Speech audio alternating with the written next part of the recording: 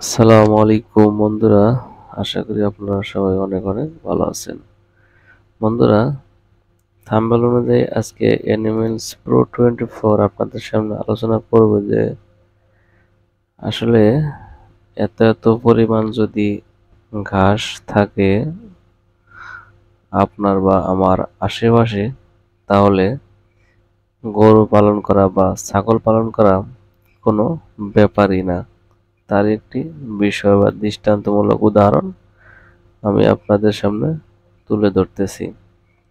আমার সামনে যে লাল টকটকে রঙের একটি গরু দেখতে পাচ্ছেন, আর তার পায়ের নিচে কি পরিমাণ দুর্বা ঘাস, যেটা বলার বাইরে।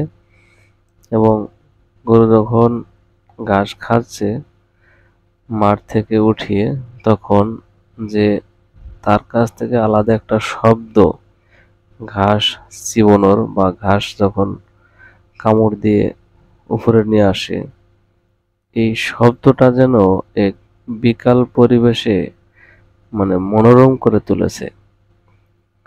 তো আমি অনেকক্ষণ যাবৎ তার ঘাস খাওয়ার দৃশ্যটাই দেখলাম।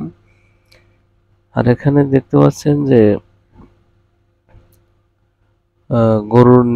গরুর পায়ের নিচে অনেক বড় বড় ঘাস, যদিও বা সবগুলো ঘাস খাওয়ার উপযোগী না বা গরু খায় না, তারপরেও এখানে বড় ঝোপঝাড় ঘাসের নিচে অনেক ভালো ঘাসও রয়েছে, যেগুলা কিন্তু গরু খেয়ে গরুর পেটটা কিন্তু ঠিকই ভরে নিয়েছেন।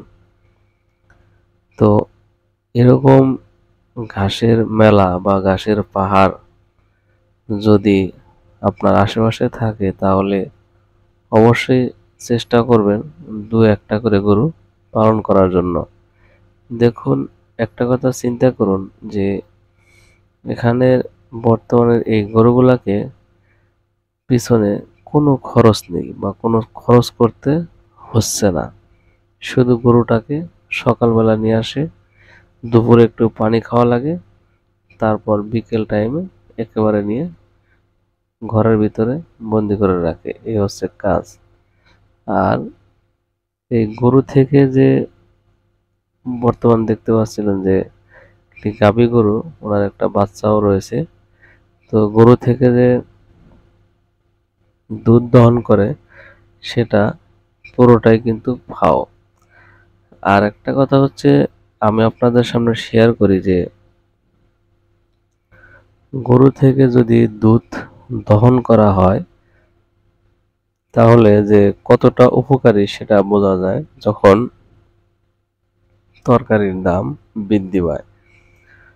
তো অনেক সময় দেখা যায় যে যে কোনো তরকারি বাজারে 60 টাকা 70 টাকা কেজি হিসেবে বিক্রি হয়। আর তখন যদি আপনার পালনকৃত গরু থেকে 1 কেজি বা হাফ কেজি হোক বা 1.5 কেজি হোক দুধ দহন করতে পারেন, তাহলে কিন্তু 3-4 কেজি তরকারির একটি উপকার আসে।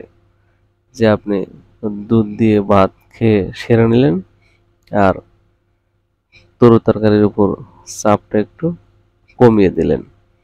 তো এই যে একটি বিষয়, তো আসলে গরু পালন এরকম ঘাস থাকলে কোনো একটা ব্যাপার না, সেটাই আজকের ভিডিওর মূল বিষয়। তো বন্ধুরা, এরকম গরু সম্পর্কে যদি আপনারা ভিডিও পেতে চান বা আপনাদের ভালো লাগে, তো অবশ্যই আমার এই ছোট্ট চ্যানেলটি সাবস্ক্রাইব করে পাশেই থাকবেন। আজকে ভিডিওটি আর লম্বা করলাম না। তো ধন্যবাদ সবাইকে। আসসালামু আলাইকুম। তো ভিডিওটি লাস্ট পর্যন্ত দেখার জন্য অনেক ধন্যবাদ।